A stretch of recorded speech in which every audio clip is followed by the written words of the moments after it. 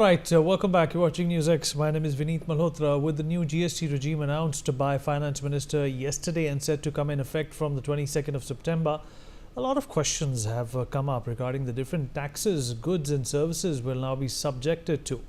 Over the next half an hour, we will be examining in some detail the key sectors of automobiles, hospitality and healthcare and education with detailed insights into the specific provisions for these sectors as well. Joining us on the broadcast to talk more about this at this point in time is Dr. Sharath Kohli, Senior Economist. Mr. Raj Kapoor, Senior Automobile Expert and Analyst, also joins us on the show. CA Vinod Rawal, Tax and GST Expert. And last but by no means the least, Mr. Vinesh Menon, Director General and CEO of Arise, is also with us on the program.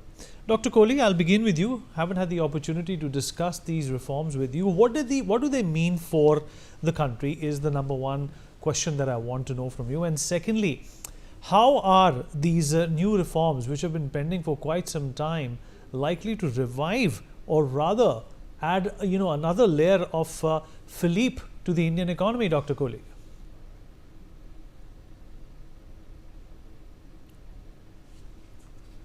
Dr. Kohli, if you're there with us.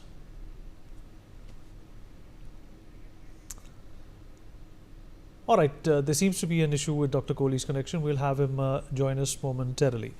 All right, Mr. Vinesh Menon is also with us on the broadcast. Vinesh, I hope you can hear me. Vinesh? I can, Vineet. Hi. Vinesh, thank you for joining us, and that too at a short notice. First up, at a cursory level, what do you make of these GST reforms? We all know that they have been pending for a very, very long time. And secondly, Vinesh, there is also this umbrella, or rather, this elephant in the room we all have been referring to as the American taxes, but they do not relate to a number of ground realities when it comes to the GST.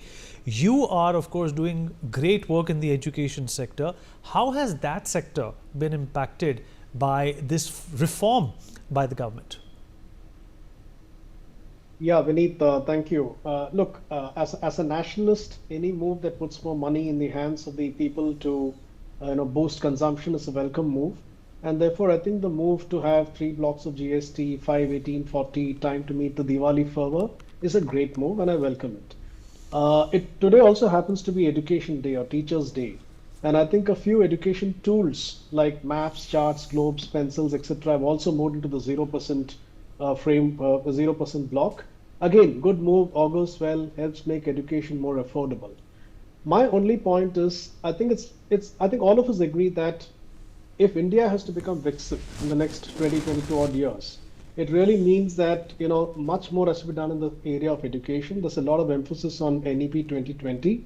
And if you really go deep into this, you realize that the entire education framework is now slowly transitioning from an old way of education delivery to a very new way of education delivery.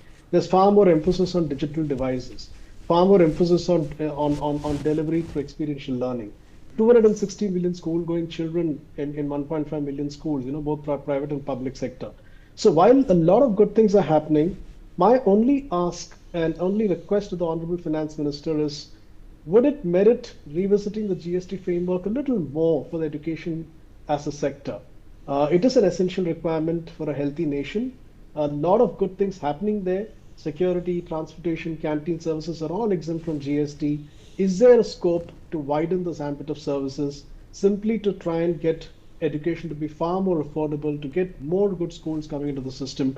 So there's a little bit of, it's a mixed feeling of great stuff happening. Just a little bit of help on the education sector is perhaps what I'd like to place on the table.